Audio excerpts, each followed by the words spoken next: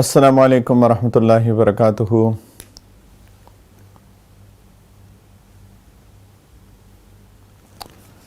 الحمدللہ والصلاۃ والسلام علی رسول اللہ۔ ہم لوگ آج انشاءاللہ تعالی جز 10 کی سمری کریں گے، جز 10 کا خلاصہ بیان کریں گے، لیکن کل جز 9 کے اینڈ کے اندر آخر میں بالکل وقت کی کمی کے باعث میں نے ایک بات کی تھی کہ اللہ تعالیٰ نے سورۃ الانفال جز 9 میں شروع ہو گئی تھی، جز 9 کے اینڈ میں اللہ سبحانہ و تعالیٰ نے مومنین کے ساتھ ایک بہت پیار بھرا خطاب فرمایا، یا ایھا الذین آمنو کے ساتھ۔ یہ اللہ تعالیٰ کی طرف سے ایمان والوں کے لیے پیار والا خطاب ہے کہ اے ایمان والو۔ 6 جگہوں پہ اللہ تعالیٰ نے یکے بعد دیگرے یا ایھا الذین آمنو کے ساتھ خطاب فرمایا، آیت نمبر 15 میں، 20 میں، 23 میں، 27 میں، 29 میں اور 46 میں سورۃ الانفال کی۔ پہلے اللہ سبحانہ و تعالیٰ نے فرمایا اعوذ باللہ من الشیطان الرجیم بسم اللہ الرحمن الرحیم یا ایھا الذین آمنوا اذا لقیتم الذین کفروا زحفا فلا تولوہم الادبار، کہ اے ایمان والو کہ اگر جنگ کی صورتحال پیش آ جائے اور کافروں سے تمہارا آمنا سامنا ہو جائے جبکہ وہ تم پہ چڑھ رہے ہوں تو پیٹ مت دکھانا، الا یہ کہ کوئی جنگی چال کی وجہ سے ہو۔ ایک تو یہ۔ دوسرا اللہ سبحانہ وتعالی نے فرمایا یا ایھا الذین آمنوا اطیعوا اللہ ورسولہ ولا تولوا عنہم وانتم تسمعون، کہ اے ایمان والو اللہ اور اس کے رسول کی تابعداری کرو اور اس تابعداری سے منہ مت موڑو جبکہ تم اللہ اور رسول کے صلی اللہ علیہ وسلم کے احکام سن رہے ہو، اور ان لوگوں کی طرح مت ہو جانا۔ وَلَا تَكُونُوا كَالَّذِينَ قَالُوا سَمِعْنَا وَهُمْ لَا يَسْمَعُونَ، کہ جو کہتے تو ہیں ہم نے سنا لیکن اصل میں وہ سنتے نہیں ہیں۔ اللہ تعالیٰ فرما رہے ہیں میرے اور آپ سے کہ اے ایمان والو ان لوگوں کی طرح مت ہو جانا جو کہتے ہیں کہ ہم نے سنا لیکن اصل میں وہ سنتے نہیں ہیں، یعنی سن تو لیا لیکن عمل نہیں کر رہے۔ تو اللہ تعالیٰ اس کو تعبیر کر رہے ہیں ایسی جیسے انہوں نے سنا ہی نہیں ہے، ایسے مت ہو جانا جو کہتے ہیں ہم نے سنا لیکن سنتے نہیں ہیں۔ اللہ تعالیٰ نے فرمایا ان شر الدواب عند اللہ الصم البکم الذین لا یعقلون، کہ یقین رکھو اللہ کے نزدیک بدترین جانور وہ بہرے گونگے لوگ ہیں جو عقل سے کام نہیں لیتے ہیں۔ آگے اللہ سبحانہ اچھا وَلَوْ عَلِمَ اللَّهُ فِيهِمْ خَيْرًا لَأَسْمَعَهُمْ، اللہ تعالیٰ فرما رہے ہیں کہ اگر اللہ کے علم میں ان کے اندر کوئی خیر ہوتی تو ان کو سننے کی توفیق دے دیتے۔ اصل میں توفیق تو اللہ کی طرف سے آتی ہے، لیکن انسان جب اپنی ہٹ دھرمی پر، اپنے عناد پر، اپنی اللہ سے بغاوت پر اڑ جاتا ہے تو اس سے وہ سننے کی توفیق چھین لی جاتی ہے۔ تو اللہ تعالیٰ کہہ رہے ہیں کہ جو سنتے نہیں ہیں اللہ کی توفیق ان کو کیوں نہیں مل رہی؟ اس لیے کیونکہ انہوں نے اپنی ہٹ دھرمی، عناد، بغض اور بس دین کا استہزاء بنا لیا، دین کا مذاق بنا لیا، اس لیے اللہ تعالیٰ ان کو سننے کی توفیق نہیں دیتے، ان کے اندر کوئی خیر ہے ہی نہیں۔ آگے اللہ تعالیٰ نے فرمایا یا ایھا الذین آمنوا استجیبوا للہ وللرسول اذا دعاکم لما یحییکم وَاعْلَمُوا أَنَّ اللَّهَ يَحُولُ بَيْنَ الْمَرْءِ وَقَلْبِهِ وَأَنَّهُ إِلَيْهِ تُحْشَرُونَ، اے ایمان والو اللہ اور رسول کی دعوت قبول کرو جب رسول تمہیں اس بات کی طرف بلائے جو تمہیں زندگی بخشنے والی ہے۔ انسان یہ دین جو ہمیں دیا گیا یہ اصل میں ہماری حیات ہے، ہماری اس دنیا کی بھی فلاح بھلائی ہے اور آخرت کی بھی زندگی اسی پہ اس کا دار و مدار ہے۔ اور اللہ تعالیٰ فرما رہے ہیں کہ جان لو کہ اللہ انسان اور اس کے دل کے درمیان آڑ بن جاتا ہے، یعنی جس شخص کے دل میں حق کی طلب ہوتی ہے، جس کے دل میں حق کی واقعی میں سیریس طلب ہوتی ہے، اگر اس کے دل میں کبھی گناہ کا تقاضا پیدا بھی ہو اور لیکن وہ واقعی میں طالب حق بن کے اللہ سے رجوع کرے، اللہ تعالیٰ سے دعا مدد مانگے، تو اللہ تعالیٰ اس کے اور گناہ کے درمیان آڑ بن جاتے ہیں اور وہ اس گناہ کے ارتکاب سے محفوظ ہو جاتا ہے۔ اور کبھی غلطی ہو بھی جائے اگر خدا نہ خواستہ تو فوراً اللہ کی طرف سے اس کو توبہ کی توفیق مل جاتی ہے۔ اور کبھی جس کے دل میں حق کی طلب نہیں ہوتی الٹا بھی ہوتا ہے کہ اگر اس کے دل میں کبھی خیر کا ارادہ بھی آ جائے تو اس کو ٹالتا رہتا ہے، اچھا کل کروں گا، پرسوں کروں گا، اچھا کر لوں گا، اگلے ہفتے، اگلے مہینے، اگلے سال۔ تو انسان اپنے آپ کو ان آیات کی روشنی میں تھوڑا سا ٹٹولے۔ آگے اللہ تعالیٰ نے فرمایا یا ایھا الذین آمنوا، اے ایمان والو لا تخونوا اللہ والرسول وتخونوا اماناتکم وانتم تعلمون، اے ایمان والو اللہ اور رسول سے بے وفائی نہ کرنا اور نہ جانتے بوجھتے اپنی امانتوں میں خیانت کے مرتکب ہونا۔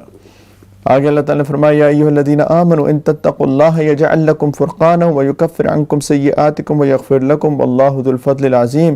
اے ایمان والو، تم اگر تقوی اختیار کرو گے، اللہ کی نافرمانی چھوڑ دو گے، نبی کریم علیہ السلام کی نافرمانی چھوڑ دو گے، تو اللہ تعالیٰ تمہیں فرقان عطا کرے گا۔ فرقان کہتے ہیں حق اور باطل میں تمیز کرنے کی صلاحیت، کہ تم لوگ کنفیوز ہیں، آج اتنے کنفیوز ہیں، یہ ٹھیک ہے وہ ٹھیک ہے، گوگل کرتے رہتے ہیں ہر چیز کو اور پریشان ہیں۔ اللہ تعالیٰ کہتے ہیں حق اور باطل کی تمیز تم میں کیسے آئے گی اگر تم تقوی اختیار کر لو گے۔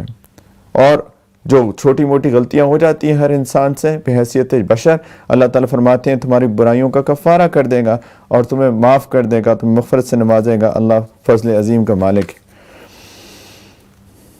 آگے اللہ تعالیٰ نے فرمایا کہ وما كان اللہ لیعذبہم وانت فیہم، وہ جو عذاب کا مطالبہ کر رہے تھے مشرکین مکہ، تو اللہ تعالیٰ فرما رہے ہیں کہ اے میرے حبیب صلی اللہ علیہ وسلم، اللہ ایسا نہیں کرے گا کہ ان کو اس حال میں عذاب دے جبکہ آپ ان کے درمیان موجود ہیں۔ وما كان اللہ معذبہم وہم یستغفرون، اور اللہ تعالیٰ اس حالت میں بھی عذاب نہیں دیتے جب لوگ استغفار کر رہے ہوتے ہیں۔ اس لیے استغفار کی کثرت کرنی چاہیے، دل سے اللہ سے گناہوں کی معافی مانگنی چاہیے، پھر اللہ تعالیٰ کا عذاب ٹل جاتا ہے۔ یہاں سے اس کے تھوڑے بعد جز 10 شروع ہوتا ہے۔ اب جز 10 پہ میں آ رہا ہوں۔ یہ اللہ سبحانہ وتعالیٰ نے، میں نے کل بتایا تھا یہ سورۃ الانفال ہے، انفال کا مطلب ہوتا ہے مال غنیمت۔ تو اللہ تعالیٰ نے، اور میں نے اس کی ساری بیک گراؤنڈ بھی بتائی تھی کہ غزوہ بدر میں جب مال غنیمت ملا تھا تو اس وقت لوگوں کو پتہ نہیں تھا کہ مال غنیمت کی تقسیم کیسے ہونی ہے۔ تو یہاں اللہ سبحانہ وتعالیٰ نے مال غنیمت کی تقسیم بتائی ہے کہ مال غنیمت کو کیسے تقسیم کرنا ہے۔ وَاعْلَمُوا، یہاں سے جز 10 شروع ہوتا ہے، انما غنمتم من شیء فان للہ خمسہ وللرسول ولذی القربى والیتامى والمساکین وابن السبیل ان کنتم آمنتم باللہ وما انزلنا علی عبدنا یوم الفرقان یوم التقى الجمعان واللہ علی کل شیء قدیر، کہ اے مسلمانوں یہ بات اپنے علم میں لے آؤ کہ تم جو کچھ مال غنیمت حاصل کرو اس کا 5واں حصہ اللہ اور رسول اور ان کے قرابت داروں، یعنی رسول صلی اللہ علیہ وسلم کے قرابت داروں اور یتیموں اور مسکینوں اور مسافروں کا حق ہے جس کی ادائیگی تم پہ واجب ہے۔ اور اگر تم اللہ اور اس چیز پر ایمان رکھتے ہو جو ہم نے اپنے بندے پر فیصلے کے دن نازل کی، جس دن 2 جماعتیں باہم ٹکرائی تھیں، یعنی غزوہ بدر کے دن، ٹھیک ہے۔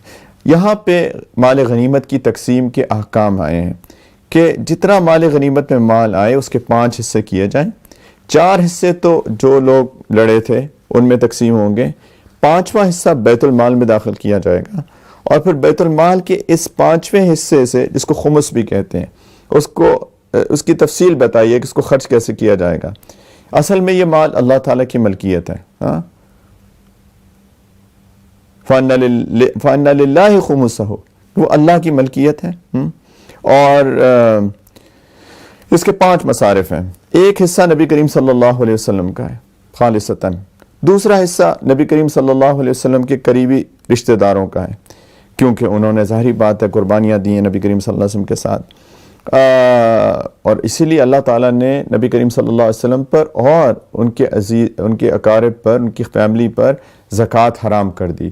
تو اب ظاہری بات ہے کوئی تو مینز آف انکم ہوگا، تو مینز آف انکم اللہ تعالیٰ نے فرمایا کہ مال غنیمت کا 5ویں حصے میں سے ایک حصہ نبی کریم صلی اللہ علیہ وسلم کے لیے اور پھر ایک حصہ ان کے قریبی رشتہ داروں کے لیے۔ باقی 3 حصے رہ گئے، یعنی 5ویں حصے کے بھی 5 حصے کریں، 1 2 ختم، 30، باقی 3 حصے یتیموں، مسکینوں، مسافروں میں خرچ کرنے کے لیے۔ نبی کریم صلی اللہ علیہ وسلم کا جو حصہ تھا وہ تو جمہور فقہا کے نزدیک آپ کے انتقال کے بعد ختم ہو گیا۔ آپ کے رشتہ داروں کے جو حصے ہیں اس کے بارے میں فقہا کے درمیان کچھ اختلاف ہے۔ امام شافعی رحمۃ اللہ علیہ فرماتے ہیں کہ حصہ اب بھی باقی ہے، اور اگر ایسی جنگ کی صورتحال ہو جس میں مال غنیمت اکٹھا ہو تو بنو ہاشم اور بنو المطلب جو کہ اہل بیت ہیں ان کو بطور استحقاق دینا چاہیے، چاہے وہ حاجت مند ہو یا مالدار ہو۔ لیکن باقی فقہاء اہل سنت، امام شافعی رحمۃ اللہ علیہ کے علاوہ امام حنیفہ، امام مالک اور امام احمد ابن حنبل رحمۃ اللہ علیہم، یہ وہ کہتے ہیں کہ حاجت مند ہوں گے تو ان کو دوسرے حاجت مند پہ ترجیح دے کر اس خمس میں سے ان کا حصہ دیا جائے گا، لیکن اگر وہ حاجت مند نہیں ہوں گے تو ان کو کوئی مستقل حصہ نہیں ہے۔ اور اس کے دلائل ہیں، سیدنا عمر رضی اللہ تعالی عنہ نے ایک مرتبہ سیدنا علی رضی اللہ تعالیٰ عنہ کو خمس میں سے حصہ دینا چاہا تو سیدنا علی نے کہا کہ ہمیں اس سال ضرورت نہیں ہے، یعنی اس سال ہمارے پاس مال ہے۔ خیر،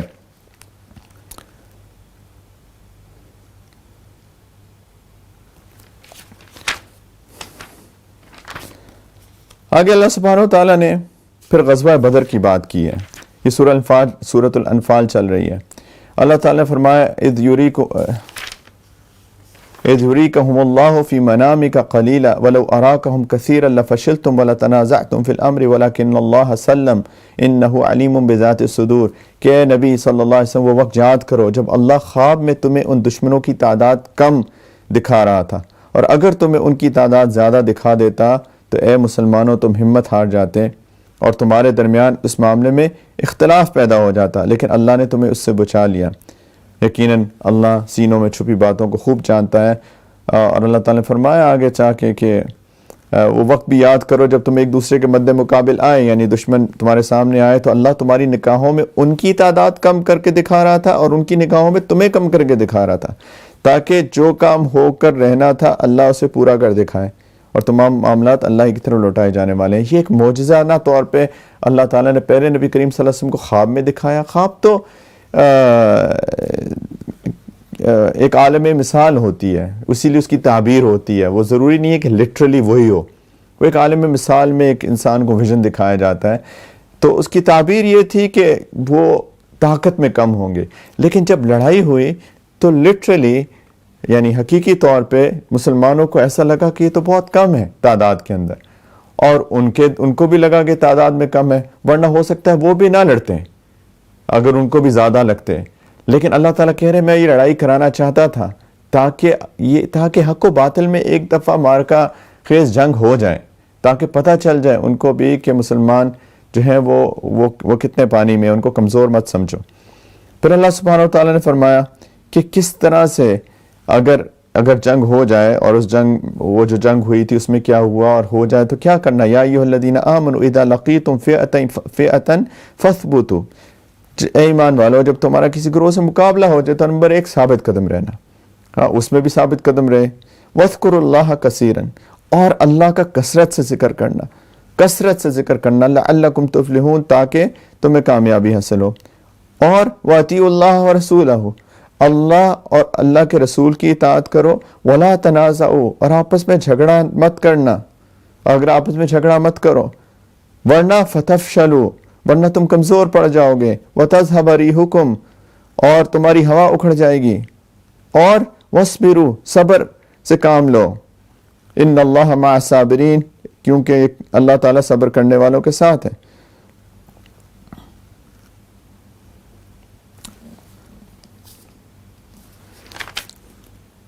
آگے اللہ سبحانہ تعالیٰ نے پھر بتایا کہ پھر فرشتے بھیج دیے گئے غزوہ بدر میں۔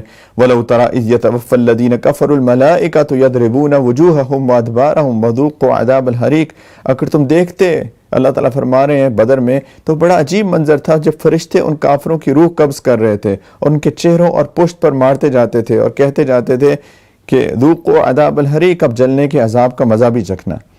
اللہ تعالیٰ کہہ رہے ہیں کیوں ایسا، ذَلِكَ بِمَا قَدَّمَتْ أَيْدِيكُمْ وَأَنَّ اللَّهَ لَيْسَ بِظَلَّامٍ لِّلْعَبِيدِ، یہ سب کچھ ان اعمال کا بدلہ ہے جو تم نے اپنے ہاتھوں آگے بھیجے ہیں۔ اور یہ بات ہے کہ اللہ بندوں پہ ظلم نہیں کرتا، یہ اس لیے ایسا نہیں ہے زبردستی ان کو عذاب ملا، انہوں نے خود ہٹ دھرمی، تکبر، عناد، دشمنی دکھائی تو اس کے نتیجے میں یہ ہوا۔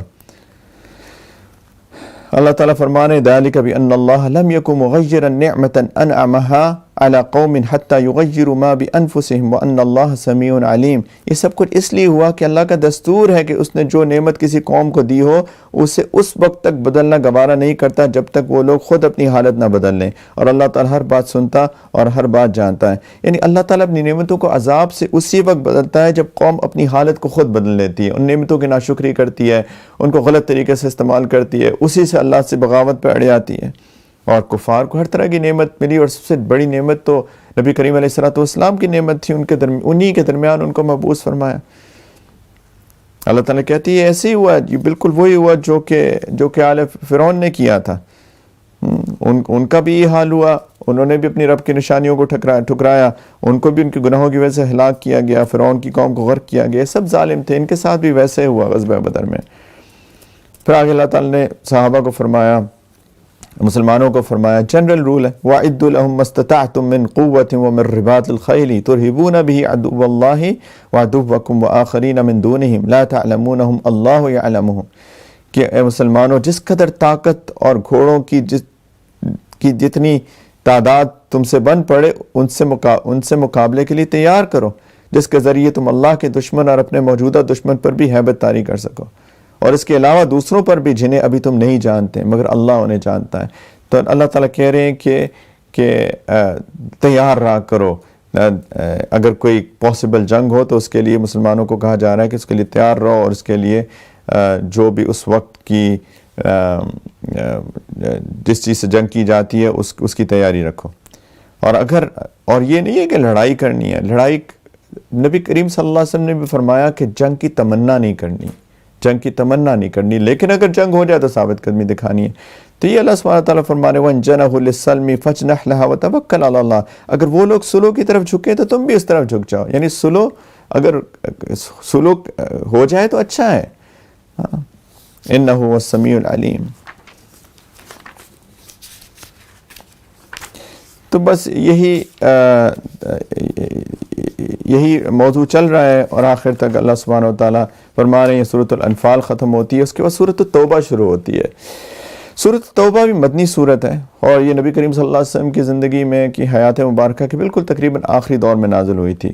اور یہ جو ہے سورۃ التوبہ، یہ سورۃ الانفال میں جو موضوع چل رہا ہے جنگ بدر کا، اس میں کی بات ہوئی، اور مال غنیمت کی تقسیم، اور پھر جنگ جب ہو جائے تو اس میں کس طریقے سے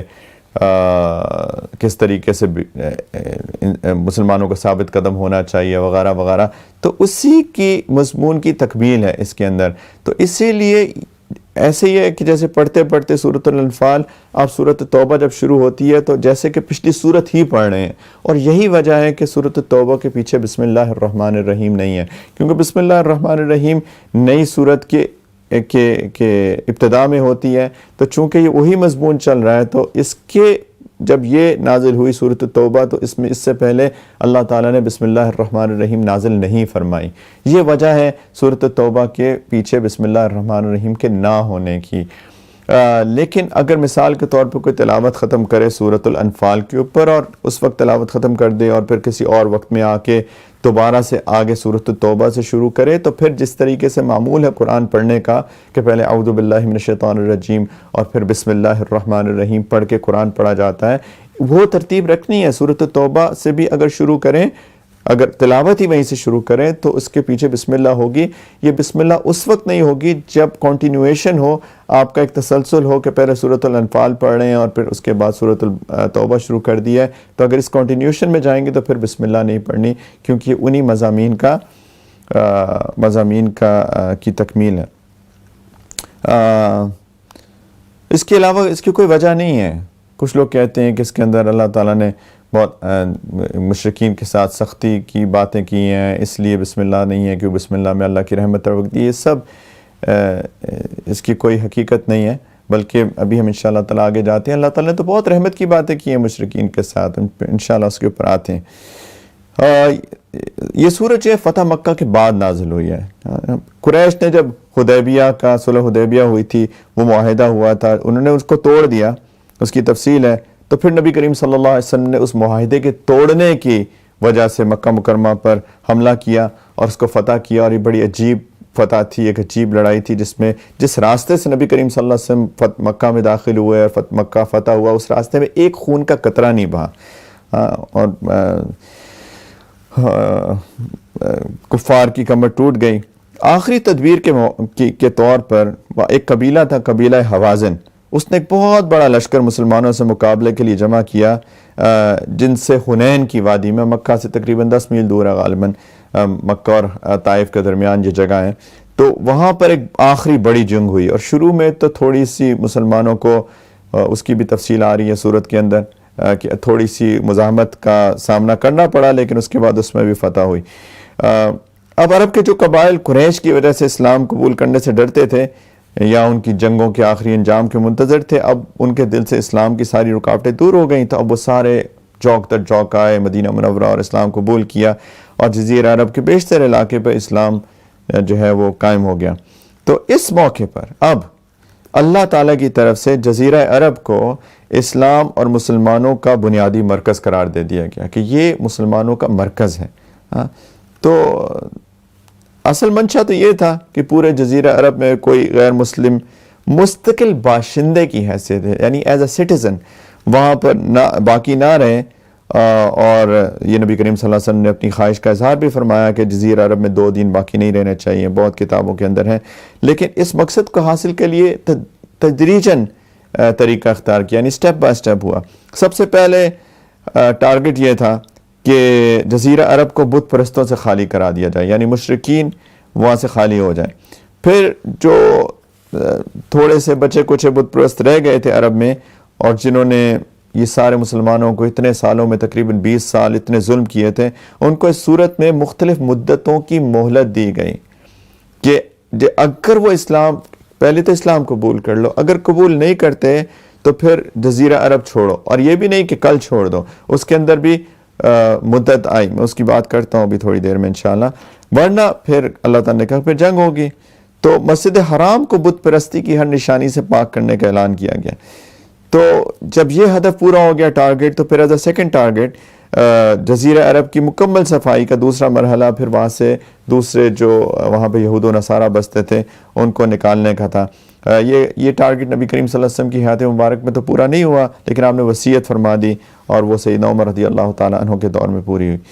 اچھا، ایک اور چیز، اس سے پہلے روم کے جو بادشاہ تھا، جو ایک سپر پاور تھی اس وقت روم، اس نے مسلمانوں کی بڑھتی ہوئی طاقت کو دیکھ کر ان پہ حملہ کرنے کے لیے ایک بڑی فوج جمع کی۔ تو نبی کریم صلی اللہ علیہ وسلم نے خود سے یعنی پرو ایکٹیولی ان کو پتہ چلا، انہوں نے پتہ کروایا اور پرو ایکٹیولی آگے گئے، وہ تبوک تک، ایک جگہ ہے تبوک، وہاں تک گئے، اور سورت کا ایک بہت بڑا حصہ اس کے مختلف پہلوؤں پر روشنی ڈالتا ہے، جیسے منافقین کی طرف سے عجیب عذر پیش کیے گئے تو ان کی بدعنوانیاں بھی اس میں بتائی گئی ہیں۔ تو یہ سارا سورت توبہ جو ہے ان مضامین کے اوپر ہے۔ اس سورت کو سورت التوبہ بھی کہا جاتا ہے اور سورت البراءت بھی کہا جاتا ہے۔ براءت اس لیے کیونکہ شروع میں اللہ سبحانہ وتعالیٰ نے مشرکین سے براءت یعنی دستبرداری کا اعلان کیا کہ اب یعنی ان سے کوئی تعلق نہیں ہے، جزیرہ عرب کے اندر یہ لوگ نہیں رہ سکتے، تو اس کی وجہ سے سورت البراء۔ توبہ اس لیے کہ جب تبوک کی جنگ ہوئی تو تبوک میں اس کی تفصیل آئے گی، لیکن 3 صحابہ ایسے تھے جن سے ایک غلطی ہو گئی کہ وہ تبوک میں نہیں جا سکے۔ اللہ نبی کریم صلی اللہ علیہ وسلم نے سب کو حکم دیا تھا جائیں، اگر کسی کو عذر نہیں ہے، 3 نہیں جا سکے، تو انہوں نے پھر توبہ کی اور ان کی توبہ اللہ تعالیٰ نے قبول کی۔ اسی صورت کے اندر وہ آیات اتری، تو اس لیے اس کو سورۃ التوبہ کہتے ہیں۔ بسم اللہ اعوذ باللہ من الشیطان الرجیم۔ براءۃ من اللہ ورسولہ الی الذین عاہدتم من المشرکین۔ اللہ سبحانہ تعالیٰ فرما رہے ہیں کہ مسلمانوں، یہ اللہ اور اس کے رسول کی طرف سے براءت یعنی دستبرداری کا اعلان ہے۔ الی الذین عاہدتم من المشرکین، ان تمام مشرکین کے خلاف جس سے تم نے معاہدہ کیا ہوا ہے۔ اچھا، جیسے میں نے ابھی عرض کیا کہ ان آیات میں ان جو تھوڑے سے مشرکین رہ گئے تھے ان سے دستبرداری کا اعلان ہے، جب تک اسلام نہیں لائے تھے وہ مشرکین، اور بہت مسلمانوں کو انہوں نے ظلم کیا تھا، وحشیانہ ظلم ڈھائے تھے اگر آپ سیرت پڑھیں، لیکن یہ اللہ کی رحمت تھی کہ ان کو یہ نہیں کہا کہ قتل کر دو، ان کو فتح مکہ ہو چکا ہے، یہ نہیں کہا دین نے کہ ان کو قتل کر دو، یہ دین نے نہیں کہا ان کو ابھی نکال دو۔ یہ اللہ کی رحمت تھی کہ ان کو مختلف مہلتیں دی گئیں۔ یہ اس کی تفصیل ان آیتوں میں ہے۔ مشرکین کی 4 قسمیں تھیں۔ پہلی قسم ان مشرکین کی تھی جن کے ساتھ مسلمانوں نے جنگ بندی کا کوئی معاہدہ نہیں کیا تھا، تو ایسے مشرکین کو 4 مہینے کی مہلت دی گئی تھی کہ 4 مہینے ہیں آپ کے پاس، اگر اسلام لانا چاہیں کوئی زبردستی نہیں ہے، لانا چاہیں اسلام لے آئیں، یا جزیرہ عرب سے باہر جانا چاہیں تو اس کا انتظام خود کر لیں۔ اگر یہ دونوں کام نہیں کریں گے تو پھر جنگ کا اعلان ہے آپ کے ساتھ۔ دوسری قسم مشرکین کی وہ تھی جن کے ساتھ جنگ بندی کا معاہدہ مسلمانوں کا تھا، لیکن کوئی مدت متعین نہیں تھی کہ 1 سال ہوگا، 6 مہینے ہوں گے، 2 مہینے ہوں گے۔ تو ان کے بارے میں بھی یہ اعلان کیا کہ اب وہ معاہدہ جو ہے اس کی لمٹ بنا دی کہ وہ معاہدہ بھی 4 مہینے رہے گا، اس کے بعد وہی کام کرنے ہوں گے جو پہلی ٹائپ۔ تیسری قسم ان مشرکین کی تھی جن کے ساتھ نبی کریم صلی اللہ علیہ وسلم معاہدہ تو کیا تھا، لیکن انہوں نے اس معاہدے کی خلاف ورزی کی اور معاہدہ توڑ دیا۔ جیسے صلح حدیبیہ میں نے بتایا تھا، صلح حدیبیہ میں مشرکین نے، کفار قریش نے وہ معاہدہ توڑ دیا، خلاف ورزی کی، تو اس کی وجہ سے فتح مکہ ہوا تھا۔ تو ان لوگوں کو مہلت نہیں دی گئی، انہوں نے معاہدہ توڑا تھا۔ لیکن یہ جو اعلان تھا نا براءت کا، دستبرداری کا، یہ ہوا تھا حج میں۔ تو حج یہ حرمت والا مہینہ تھا، ذوالحجہ کے بعد محرم آتا ہے، وہ بھی حرمت والا مہینہ ہے، اس میں کوئی جنگ نہیں ہو سکتی۔ تو ان کو بھی ٹیکنیکلی 2 مہینے مل گئے مہلت کے، محرم تک کے آخر تک ان کو مہلت مل گئی۔ تو اسی میں اللہ تعالیٰ نے فرمایا کہ حرمت والے مہینے کے گزر جانے کے بعد اگر یہ ایمان نہ لائیں اور نہ یہ جزیرہ عرب سے باہر جائیں تو پھر ان کے ساتھ جنگ ہوگی۔ چوتھی قسم ان مشرکین کی تھی جن کے ساتھ کسی خاص مدت تک مسلمانوں نے جنگ بندی کا معاہدہ کر رکھا تھا آلریڈی، یعنی 1 سال، 6 مہینے، 10 مہینے، اور انہوں نے کوئی بدعہدی نہیں کی۔ ایسے لوگوں کے بارے میں پھر آیت نمبر 4 کے اندر یہ حکم ہے کہ ان کے معاہدے کی جتنی مدت باقی ہے اس کو پورا کیا جائے۔ یعنی 4 مہینے ان کے لیے نہیں ہے، وہ جتنی دیر تک ان کے ساتھ معاہدہ تھا وہ پورا کیا جائے گا۔ اس قبیلہ کنانہ کے دو قبیلے تھے، ان کے ساتھ ایسا معاہدہ تھا، انہیں بدعہدی بھی نہیں کی تو ان کو، اور اس وقت ان کے لیے 9 مہینے باقی تھے تو ان کو 9 مہینے کی مہلت دی گئی۔ اب دیکھیں اتنا پیسفل ایگریمنٹ، آپ تاریخ اٹھا کے دیکھ لیں، ہیومن ہسٹری اٹھا کے دیکھ لیں، اور آپ کو ایسی پیسفل دشمنوں کے ساتھ، یعنی وہ عام دشمن نہیں، یعنی اتنے جنہوں نے بہت ہی زیادہ ظلم کیے تھے، ان کے ساتھ اتنا پیسفل ایگریمنٹ کہاں آپ کو ملتا ہے؟ تو یہ تو اللہ کی رحمتیں تھیں کہ اللہ تعالیٰ نے ان کو موقع دے رہے ہیں، اتنی وقت کا موقع دے رہے ہیں۔ تو یہ جو ایک کانسیپٹ بنا ہوا ہے کہ جیسے اس میں بہت کوئی ایک جنگ ہو گئی بس اور اس کے بارے میں آیات نازل ہو گئی، ایسی جنگ نہیں ہو گئی، ایک ایگریمنٹ اللہ تعالیٰ کی طرف سے آیا کہ کس طریقے سے اس کو امپلیمنٹ کرنا، اور بہت تدریجاً ہے۔ لہذا مشرکو تمہیں 4 مہینے کی اجازت ہے، فسیحوا فی الارض 4 اشہر واعلموا انکم غیر معجز اللہ وان اللہ مخزی الکافرین، کہ تم عرب کی سرزمین میں آزادی کے ساتھ گھومو پھرو 4 مہینے تک، اور یہ بات یاد رکھو کہ اللہ کو عاجز نہیں رکھ کر سکتے۔ پھر اللہ تعالیٰ نے فرمایا کہ آگے چل کے وَأَذَانٌ مِّنَ اللَّهِ وَرَسُولِهِ إِلَى النَّاسِ يَوْمَ الْحَجِّ الْأَكْبَرِ أَنَّ اللَّهَ بَرِيءٌ مِّنَ الْمُشْرِكِينَ وَرَسُولُهُ، حج اکبر کے دن اللہ اور اس کے رسول کی طرف سے تمام انسانوں کے لیے اعلان کیا جاتا ہے کہ اللہ بھی مشرکین سے دستبردار ہو چکا ہے اور اس کا رسول بھی۔ اچھا، حج اکبر کس کو کہتے ہیں؟ حج اکبر، حج کو حج اکبر کہتے ہیں۔ ہمارے اندر ایک عجیب سا غلط کانسیپٹ بیٹھا ہوا ہے کہ جی اگر یوم العرفہ جمعے کے دن آ جائے تو یہ حج اکبر ہے اور باقی نارمل حج ہے۔ یہ ایک غلط کانسیپٹ ہے، غلط العام کانسیپٹ ہے۔ حج اکبر حج کو کہتے ہیں، عمرے کو حج اصغر کہتے ہیں۔ عمرہ حج اصغر ہے اور حج حج اکبر ہے۔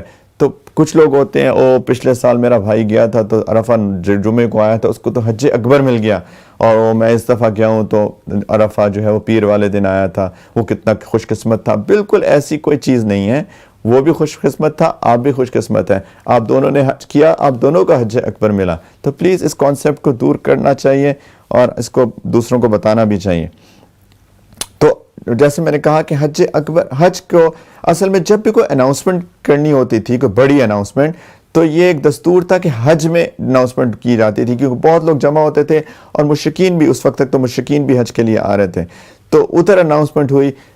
یہ فتح مکہ کے اگلے سال نبی کریم صلی اللہ علیہ وسلم نے سیدنا ابوبکر صدیق رضی اللہ تعالیٰ عنہ کی امارت میں حج کے لیے لوگوں کو بھیجا تھا، اور اس میں یہ آیات نازل ہوئیں۔ اور اچھا، یہ معاہدہ جو تھا وہ نبی کریم صلی اللہ علیہ وسلم نے کیا ہوا تھا پہلے، تو ایک اور بھی دستور تھا عرب میں کہ یا تو جس نے معاہدہ کیا اور اگر اس کو چینج کرنا ہے، جو اس میں جو بھی کرنا ہے، وہ یا تو خود آئے یا اس کی فیملی کا کوئی بہت کلوز ممبر آئے۔ تو سیدنا ابوبکر صدیق کی قیادت میں حج میں، وہ امیر تھے حج کے، تو نبی کریم صلی اللہ علیہ وسلم خود نہیں جا پائے اس حج میں، تو سیدنا علی رضی اللہ تعالیٰ عنہ کو، جو کہ نبی کریم صلی اللہ علیہ وسلم کے آف کورس چچا زاد بھائی تھے، ان کو بھیجا کہ آپ جا کے اعلان کریں یہ جو آیات نازل ہوئی اور اس معاہدے کے بارے میں۔ تو اللہ تعالیٰ فرما رہے ہیں کہ حج اکبر کے دن اللہ اور اس کے رسول کی طرف سے تمام انسانوں کے لیے اعلان کیا جاتا ہے کہ اللہ اور اللہ کے رسول مشرکین سے دستبردار ہے، اور اے مشرکین اگر تم توبہ کر لو یہ تمہارے حق میں بہتر ہے، لیکن اگر اب بھی منہ موڑے رکھا تو یاد رکھو اللہ کو عاجز نہیں کر سکتے.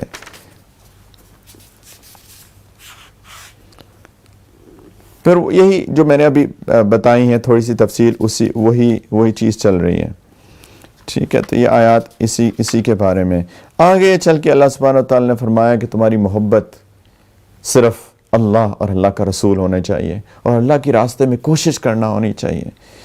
کیا اللہ تعالیٰ فرما رہے ہیں کہ ایسا نہیں کرو گے اگر تمہاری محبت کا محور, تمہاری محبت کا سینٹر اللہ اور اللہ کے رسول اور اللہ کے راستے میں کوشش نہیں بنے گا, تو قل ان کان آباؤکم و ابناؤکم و اخوانکم و ازواجکم و عشیرتکم و اموال اقترفتموها و تجارت تخشون کسادها و مساکن ترضونها.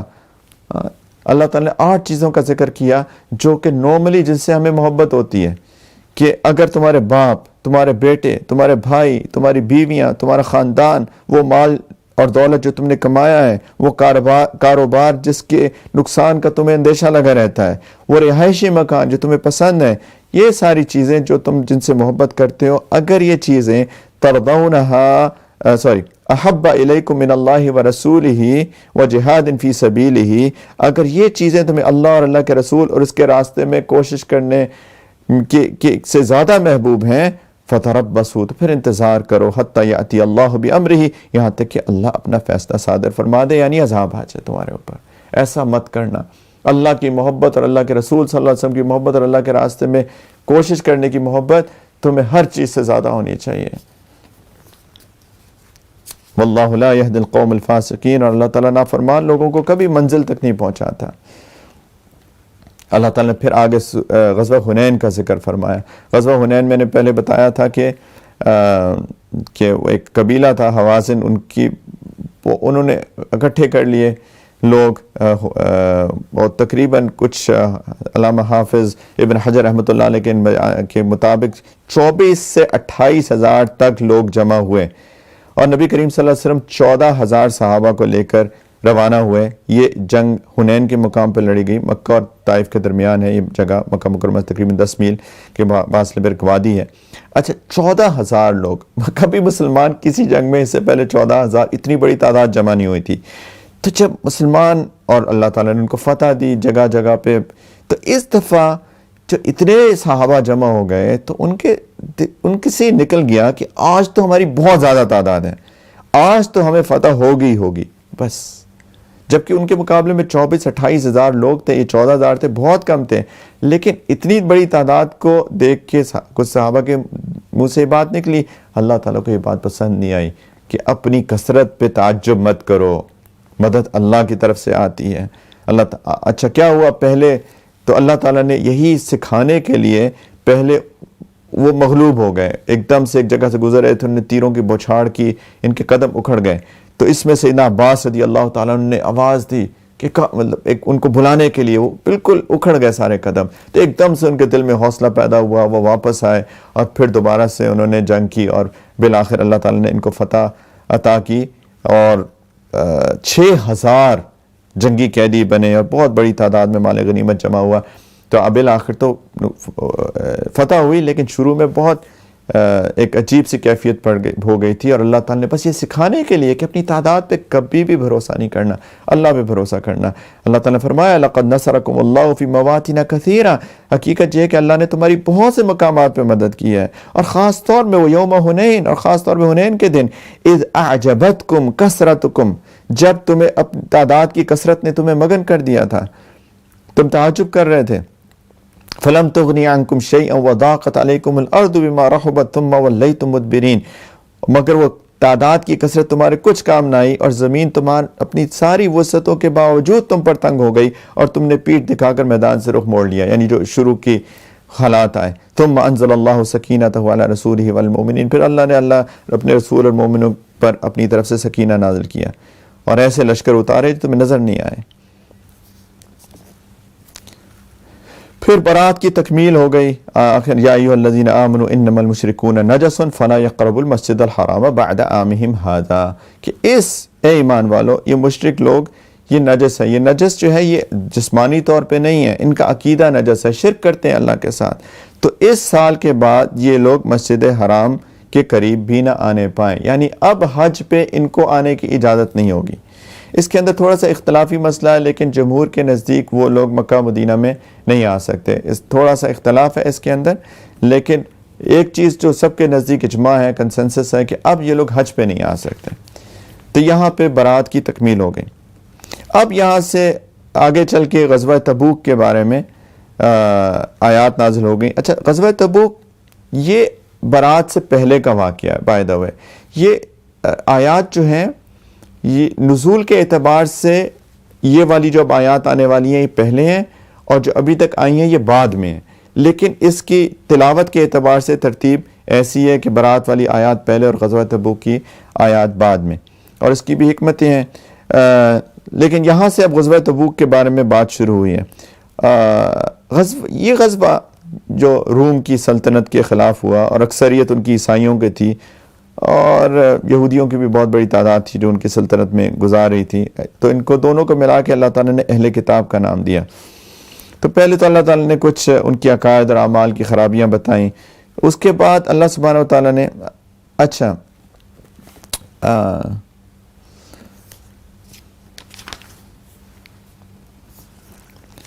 ہوا یہ کہ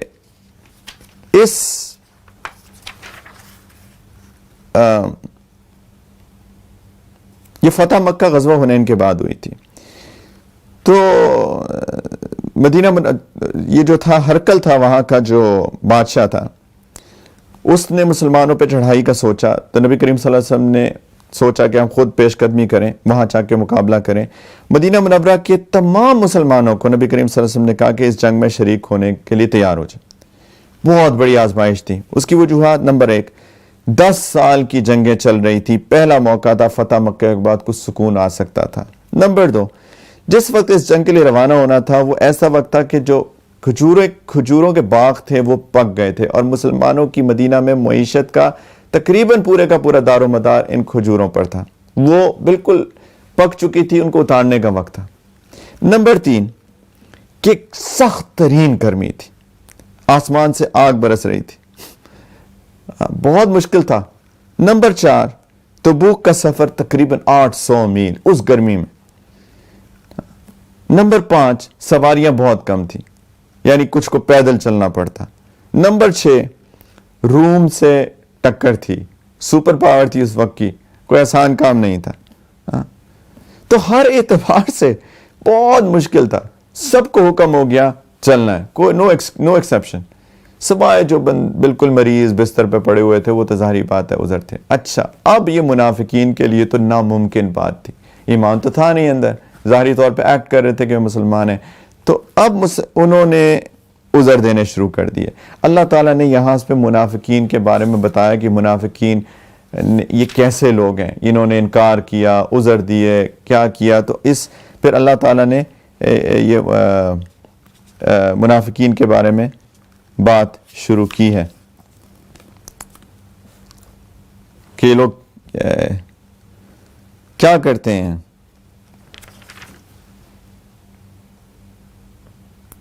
اللہ تعالیٰ فرمایا یا ایھا الذین آمنوا ما لکم اذا قیل لکم انفروا فی سبیل اللہ ثاقلتم الی الارض ارضیتم بالحیاۃ الدنیا من الآخرہ فما متاع الحیاۃ الدنیا فی الآخرۃ الا قلیل۔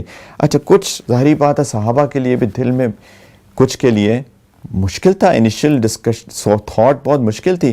اچھا، اس میں باقی آگے جا کے کل بات کریں گے اس کے بارے میں، لیکن 3 صحابہ کسی وجہ سے رہ گئے پیچھے، جیسے میں نے شروع میں بتایا تھا، پھر بعد میں نے توبہ کی، ان کی توبہ قبول ہوئی، لیکن بہت ایک مشکل ڈیسیجن تھا، بہت ٹف تھا، رائٹ؟ ہر طرح کے لوگ ہوتے ہیں، فطری طور پہ مشکل ہوتی ہے کچھ لوگوں کے لیے۔ تو اللہ تعالیٰ سب سے خطاب کر کے فرما رہے ہیں کہ تمہیں کیا ہو گیا ہے کہ جب تم سے کہا گیا کہ اللہ کے راستے میں نکلو تو تم بوجھل ہو کے زمین سے لگ گئے؟ کیا تم آخرت کے مقابلے میں دنیا کی زندگی پر راضی ہو چکے ہو؟ اگر ایسا ہے تو یاد رکھو کہ دنیا کی زندگی کا مزہ آخرت کے بدلے میں کچھ بھی نہیں ہے۔ اللہ تعالیٰ فرما رہے الا تنصروه فقد نصره الله اذ اخرجه الذين كفروا ثاني اثنين اذ هما في الغار اذ يقول لصاحبه لا تحزن ان الله معنا فانزل الله سكينته عليه وايده بجنود لم تروها وجعل كلمة الذين كفروا السفلى وكلمة الله هي العليا والله عزيز حكيم۔ اللہ تعالیٰ کہہ رہے ہیں کہ تم اگر رسول صلی اللہ علیہ وسلم کی مدد نہیں کرو گے تو ان کا کوئی نقصان نہیں ہوگا، کیونکہ اللہ تعالیٰ نے ایک واقعہ یاد کرا ہے ہجرت کا، کہ جب یاد کرو ہجرت میں اللہ ان کی مدد اس وقت کر چکا تھا جب ان کو کافروں نے ایسے وقت میں مکہ سے نکالا تھا جب وہ 2 آدمیوں میں سے دوسرے تھے۔ اللہ اکبر، جب وہ 2 آدمیوں میں سے دوسرے تھے۔ دوسرے کون تھے؟ سیدنا ابو بکر صدیق رضی اللہ تعالی عنہ، جب دونوں غار میں تھے، وہ راستے میں آتے ہوئے غار ثور میں تھوڑی 3 دن کے لیے قیام کیا کیونکہ کفار ان کے پیچھے تھے، اور اس کی بھی بہت تفصیل ہے، اس کو سیرت کی کتابوں میں موجود ہے۔ تو سیدنا جب کفار ڈھونڈتے بالکل غار کے دہانے پہ پہنچ گئے تو سیدنا ابو بکر صدیق کو بہت ڈرے کہ ایسا نہ ہو کہ نبی کریم علیہ السلام کو نقصان پہنچا دیں، تو نبی کریم صلی اللہ علیہ وسلم نے سیدنا ابو بکر صدیق کو کہا لا تحزن، غم نہیں کرو ابو بکر، ان اللہ معنا، اللہ میرے اور تمہارے دونوں کے ساتھ ہے۔ کہ یاد کرو وہ وقت اللہ نے مدد کی، اللہ تعالیٰ نے ان پر سکینت نازل فرمائی، ان کی ایسی لشکروں سے مدد کی جو تمہیں نظر نہیں آئے۔ ایک مکڑی آئی اور اس نے جالا بن دیا غار کے اوپر، اور جب مشرکین آئے انہوں نے دیکھا یہاں تو جالا بنا ہوا ہے، انہوں نے کہا یہ تو کوئی بہت پرانا غار لگتا ہے، اس میں کس نے جانا ہے، انہوں نے جھانکنے کی کوشش ہی نہیں کی، تو اللہ تعالیٰ نے ان کی مدد کی۔ تو اللہ تعالیٰ کہتے ہیں میں تو ان کی مدد کروں گا ہی، یہ تو تمہارے لیے اجر ہے کہ اگر تم ان کے ساتھ جاؤ اور ان کی مدد کرو، ان کا تعاون کرو، یہ تمہارا فائدہ ہے، یہ تمہارا فائدہ ہے کہ تم جا کے دین کی خدمت میں ان کا ساتھ دو، ورنہ ان کی تو اللہ کی مدد ان کے ساتھ ہے ہی ہے۔ پھر اللہ تعالیٰ نے فرمایا منافقین کے بارے میں کہ اگر دنیا کا سامان کہیں قریب ملنے والا ہوتا اور سفر درمیانہ قسم کا ہوتا، یہ منافق ضرور تمہارے ساتھ ہوتے، لیکن چونکہ کٹھن فاصلہ ہے ان کے لیے بہت دور پڑ گیا۔ اب یہ اللہ کی قسمیں کھائیں گے کہ اگر ہمیں استطاعت ہوتی تو ہم ضرور آپ کے ساتھ جاتے۔ یہ لوگ اپنی جانوں کو ہلاک کر رہے ہیں، اللہ خوب جانتا ہے جھوٹے لوگ ہیں۔ آگے اللہ تعالیٰ نے فرمایا اگر یہ لوگ تمہارے ساتھ نکل کھڑے ہوتے تو سوائے فساد پھیلانے کے تمہارے درمیان اور کوئی اضافہ نہیں کرتے۔ اب یہ منافقین نہیں گئے تمہارے لیے اچھا ہی ہوا، وہاں جا کے فتنے پھیلاتے ہیں، لوگوں کو خلاف کرتے ہیں کہ یہ دیکھو ہم کہاں آ گئے، جس طرح ان کی عادت تھی، اور تمہارے لیے فتنہ پیدا کرنے کی کوشش میں تمہارے صفوں کے درمیان دوڑتے پھرتے۔ اللہ تعالیٰ نے فرمایا اچھا کیا، عذر دیتے ہیں، فتنہ پھیلاتے ہیں، اور کہ منہم من یقول ذن لی ولا تفتنی، کہتے اللہ تعالیٰ فرما رہے ہیں کہ انہی میں وہ ایک صاحب بھی ہیں جو کہتے ہیں کہ مجھے اجازت دے دیں کہ میں نہ جاؤں اور مجھے فتنے میں نہ ڈالیں۔ ایک شخص تھا منافق جد بن قیس کے نام سے، وہ نبی کریم صلی اللہ علیہ وسلم کے پاس آیا اور کہا کہ یا رسول اللہ مجھے عورتوں جو ہیں مجھے بہت پسند ہیں، تو ہم تو روم جا رہے ہیں، روم کی عورتیں تو بڑی خوبصورت ہوتی ہیں، ایسا نہ ہو میں کہیں فتنے میں پڑ جاؤں وہاں جا کے، تو مجھے اجازت دیتے میں نہ جاؤں۔ اللہ تعالیٰ فرما رہے ہیں کہ الا فی الفتنۃ سقطوا، کہ فتنے میں تھے خود پڑے ہوئے ہیں لوگ۔ وَإِنَّ جَهَنَّمَ لَمُحِيطَةٌ بِالْكَافِرِينَ، یقین رکھو جہنم سارے کافروں کو گھیرے میں لینے والی ہے۔ پھر اللہ تعالیٰ نے فرمایا ان منافقوں کے بارے میں اگر تمہیں کوئی بھلائی مل جائے تو انہیں دکھ ہوتا ہے، اگر تم پہ کوئی مصیبت پڑ جائے تو کہتے ہیں ہم نے تو پہلے ہی اپنا بچاؤ کر لیا تھا، اور اس لیے خوش خوش واپس چلے جاتے ہیں۔ اللہ تعالیٰ نے پھر فرمایا وَمَا مَنَعَهُمْ أَن تُقْبَلَ مِنْهُمْ نَفَقَاتُهُمْ إِلَّا أَنَّهُمْ كَفَرُوا بِاللَّهِ وَبِرَسُولِهِ وَلَا يَأْتُونَ الصَّلَاةَ إِلَّا وَهُمْ كُسَالَىٰ وَلَا يُنْفِقُونَ إِلَّا وَهُمْ كَارِهُونَ، یہ بھی نفاق کی نشانی کہ وہ آ کے نبی کریم صلی اللہ علیہ وسلم نے کہا کہ اچھا کیونکہ مال کی کمی تھی کہ مال جمع کیا جائے، تو یہ لوگ کچھ لوگ لائے نہیں بلکہ مذاق اڑایا مسلمانوں کا جو کہ لا رہے تھے، اور کچھ لائے بھی تو صرف دکھانے کے لیے۔ تو اللہ فرمایا کہ ان کے یہ جو خرچ کر رہے ہیں ان کے قبول کیے جانے میں رکاوٹ کی کوئی اور وجہ اس کے سوا نہیں ہے کہ انہوں نے اللہ اور اس کے رسول کے ساتھ کفر کا معاملہ کیا۔ ان کا حال دیکھو، یہ نماز میں آتے ہیں تو سستی کے ساتھ آتے ہیں، اور کسی نیکی میں خرچ کرتے ہیں تو برا مانتے ہوئے خرچ کرتے ہیں، یعنی خرچ کر رہے ہوتے دکھاوے کے لیے، اندر ایک اتنا بڑا بوجھ ہوتا ہے خرچ کرنا پڑ گیا۔ اور یہ اللہ کی قسمیں کھا کے کہتے ہیں کہ وہ تم میں سے ہیں، حالانکہ وہ تم میں سے نہیں ہے بلکہ ڈرپوک لوگ ہیں۔ اللہ یہ سارے منافقین کے پول کھول رہے ہیں اللہ تعالیٰ۔ پھر اللہ تعالیٰ نے کچھ زکوٰۃ کی زکوٰۃ کس کو دینی چاہیے اس کے بارے میں ایک تفصیلی آیت بتائی، اسی کی بیس کے اوپر جو زکوٰۃ جو مستحقین زکوٰۃ ہیں ان کی تفصیل اسی آیت میں سے نکلتی ہے۔ انما الصدقات للفقراء والمساکین والعاملین علیہ والمؤلفۃ قلوبهم فی الرقاء والغارمین فی سبیل اللہ وابن السبیل، اس کی تفصیل میں نہیں جا رہا۔ لیکن زکوٰۃ کی جو مصرف ہیں وہ اس آیت سے نکلتے ہیں جو کہ سورۃ توبہ میں ہی ہیں۔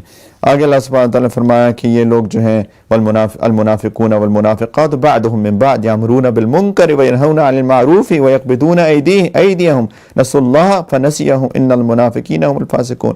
غور سے سنیں، ہمارے اندر تو نہیں ہے کہ یہ چیز، منافق مرد اور منافق عورتیں سب ایک ہی طرح کے ہیں، وہ برائی کی تلقین کرتے ہیں، بھلائی سے روکتے ہیں۔ اصل میں امر بالمعروف اور نہی عن المنکر کرنا چاہیے، یہ امر بالنہی کرتے ہیں اور نہی عن المعروف کرتے ہیں۔ کہیں ہم تو ایسا نہیں کرتے، کوئی نیک کام کرنا چاہتے ہیں ہم اس کو ڈسکریج کرتے ہیں، اور کوئی برائی کر رہا ہوتا ہے تو ہم اس کو انکریج کرتے ہیں یا اس کا حصہ بن جاتے ہیں۔ یہ نفاق کی نشانی ہے، اور اپنے ہاتھوں کو بند رکھتے ہیں، یعنی اللہ کے راستے میں خرچ نہیں کرتے، لیکن انہوں نے اللہ کو بھلا دیا، اللہ نے ان کو بھلا دیا،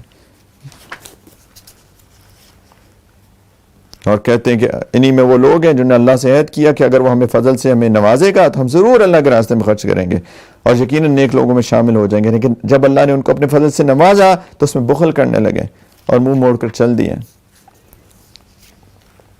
اللہ تعالیٰ نے فرمایا اللہ ان کا مذاق اڑاتا ہے، ان کے لیے دردناک عذاب ہے، اور اللہ تعالیٰ نے فرمایا نبی کریم صلی اللہ علیہ وسلم کو استغفر لہم او لا تستغفر لہم ان تستغفر لہم 70 مرۃ فلن یغفر اللہ لہم، کہ اے نبی صلی اللہ علیہ وسلم آپ ان کے لیے استغفار کریں یا نہ کریں، اگر آپ ان کے لیے 70 مرتبہ بھی استغفار کریں گے تب بھی اللہ انہیں معاف نہیں کرے گا،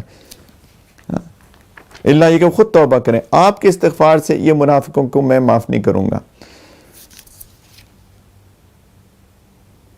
اللہ تعالیٰ کہہ رہے ہیں کہ ان کو یہ بات ناگوار تھی کہ وہ اللہ کے راستے میں مال و جان سے جاتے اس لڑائی میں، اور انہوں نے کہا، وہ کہہ رہے تھے وہ بڑی گرمی ہے، اس گرمی میں نہ نکلو، قالوا لا تنفروا فی الحر، اس گرمی میں نہ نکلو۔ اللہ تعالیٰ فرمانے قل نار جہنم اشد حرا، جہنم کی گرمی اس سے زیادہ سخت ہے، لو کانوا یفقہون، اگر ان کو سمجھ ہوتی۔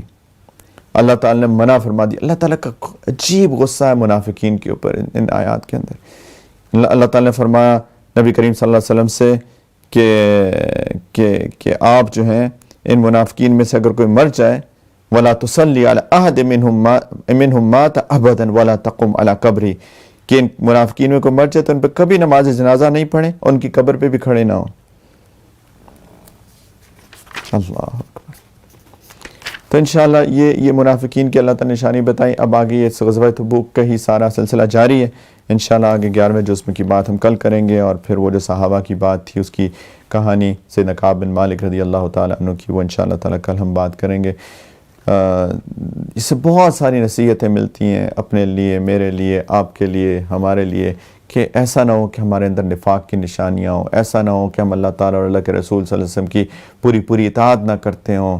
ہم اس قرآن کی روشنی میں اپنا تجزیہ کریں اس رمضان کے اندر۔ انشاءاللہ ہم نے کوشش کرنی ہے کہ ہم لوگ سارے کے سارے پورے کے پورے قرآن پہ عمل کرنے والے بن جائیں اور قرآن سے محبت اور نسبت پیدا کریں۔ اللہ تعالیٰ ہم سب کے روزوں کو اور قرآن کی تلاوت کو اور ان سیشنز کو قبول فرمائے۔ وآخر دعوانا ان الحمدللہ رب العالمین۔ سب لوگ توبہ کر لیں، توبہ کے کلمات پڑھ لیں، دل سے پڑھ لیں،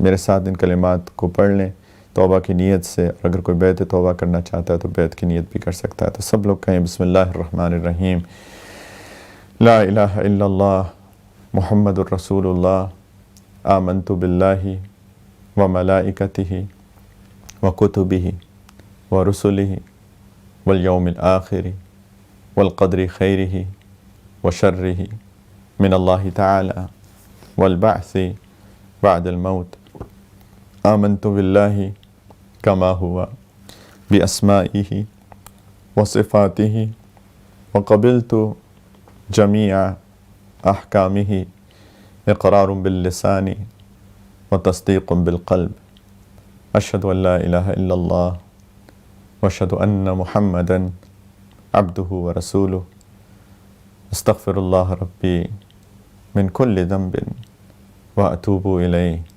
برحمتک یا ارحم الراحمین۔ انشاءاللہ دعا کر لیتے ہیں۔ الحمدللہ رب العالمین، اللہم صلی علی سیدنا محمد وعلی آل سیدنا محمد وبارک وسلم۔ ربنا ظلمنا انفسنا وان لم تغفر لنا وترحمنا لنکونن من الخاسرین۔ ربنا لا تزغ قلوبنا بعد إذ هديتنا وهب لنا من لدنك رحمة إنك أنت الوهاب، لا إله إلا أنت سبحانك إنا كنا من الظالمين۔ یا اللہ اس مجلس کو قبول فرما لیجئے، اللہ ہمارے روزوں کو بھی قبول فرما لیجئے یا ارحم الراحمین۔ یا اللہ ہم نے آج پھر ایک دفعہ توبہ کی ہے اپنے گناہوں سے، اللہ ہماری توبہ قبول فرما لیجئے۔ اللہ یہ رمضان کا مہینہ چل رہا ہے، مغفرت کا مہینہ چل رہا ہے، میرا مولا آپ کی تو رحمت اس کے اندر بہت اپنی یا اللہ جوش میں ہے۔ یا اللہ آپ ہر روز اپنے بندوں کو معاف کرتے ہیں، یا اللہ ہمیں بھی معاف فرما دیجئے۔ میرے مولا ہم سے بہت غلطیاں ہوئی، ہم سے معاف فرما دیجئے، ہماری توبہ قبول فرما لیجئے، اور یا اللہ اس توبہ کی برکت سے اس وبا کو بھی ٹال دیجئے میرے مولا۔ اللہ اس وبا کو ٹال دیجئے میرے پیارے اللہ، اس وبا کو ٹال دیجئے میرے پیارے اللہ، اس وبا کو ٹال دیجئے۔ اللہ مسجد دوبارہ کھلوا دیجئے، اللہ حرمین شریفین دوبارہ کھلوا دیجئے میرے مولا۔ یا ارحم الراحمین ہم نے بہت غلطیاں کی، ہم نے مسجدوں میں نماز کے لیے نہیں گئے، اللہ حرمین شریفین جا کے ہم نے آداب کا خیال نہیں کیا، اللہ ہم نے آپس میں نفرتیں پال لی، ایک دوسرے سے دشمنی کرنے لگ گئے، یا اللہ دلوں میں تکبر آ گئے، یا اللہ عاجزی ختم کر دی ہم نے، یا اللہ ہم نے جھوٹ بولے، خیانت کی، یا ارحم الراحمین ہم نے بہت غلطیاں کی میرے پیارے اللہ۔ ہم سب کو توفیق دے دیجئے کہ ہم نیکی تقویٰ پہ جم جائیں، اور یا اللہ آپ ہم سے راضی ہو جائیے، اس وبا کو دور فرما دیجئے، اللہ خیر کے فیصلے فرما دیجئے، ہماری روحانی جسمانی نفسیاتی بیماریاں دور فرما دیجئے، اللہ کسی بھی سفلی اثر کا کوئی بھی اگر کوئی شکار ہے میرے مولا اس تمام برے اثرات سے اس کو دور فرما دیجئے میرے مولا۔ ہمارے گھر والوں، ہماری اولاد، ہماری نسلوں کی حفاظت فرمائیے، عزیز اقارب دوست احباب متعلقین یا اللہ کابرین سب کی حفاظت فرمائیے، یا اللہ ہم سب کو اپنے دین کی خدمت کے لیے قبول فرما لیجیے۔ اللہ ہمیں پتہ ہے کہ ہم کسی قابل نہیں ہیں، لیکن ہمیں یہ بھی پتہ ہے کہ آپ کے ہاں قابلیت نہیں قبولیت چلتی ہے، اللہ قبول فرما لیجیے۔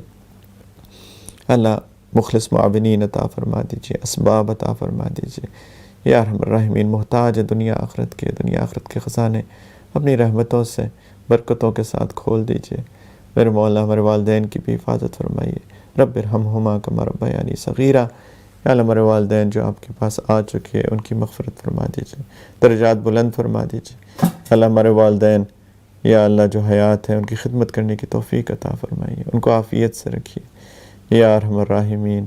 یا اللہ جن جن نے دعاؤں کے لیے کہا ہے ان کی تمام حاجات کو اپنے غیب کے خزانوں سے پورا فرما دیجیے، سب کی پریشانیاں دور فرما دیجیے۔ اللہ اپنی رضا عطا فرمائیے دنیا میں بھی، اور خاص طور پہ جب آپ کے پاس آنے کا وقت آئے میرے مولا پہلے ہم سے راضی ہوئیے گا، ملاقات کا شوق عطا فرمائیے گا، زبان پہ کلمہ جاری فرمائیے گا، یا اللہ پھر ہمیں اپنے پاس بلائیے گا، ہماری قبر اور آخرت کی تمام منازل کو آسان کر کے یا اللہ ہم سب کو نبی کریم علیہ السلام کے قدموں میں ان کی شفاعت کے ساتھ جنت الفردوس میں جمع فرما دیجیے گا، اور اپنا دیدار بے حجاب اور اپنی دائمی رضا عطا فرمائیے۔ اللہ مانگنا تو نہیں آتا، یا اللہ بن مانگے عطا فرما دیجیے۔ ربنا تقبل منا انک انت السمیع العلیم وتب علینا انک انت التواب الرحیم۔ صلی اللہم تعالی علی خیر خلقہ محمد وعلی آلہ وصحبہ اجمعین برحمتک یا ارحم الراحمین۔ الحمدللہ۔ جزاکم اللہ خیر، السلام علیکم۔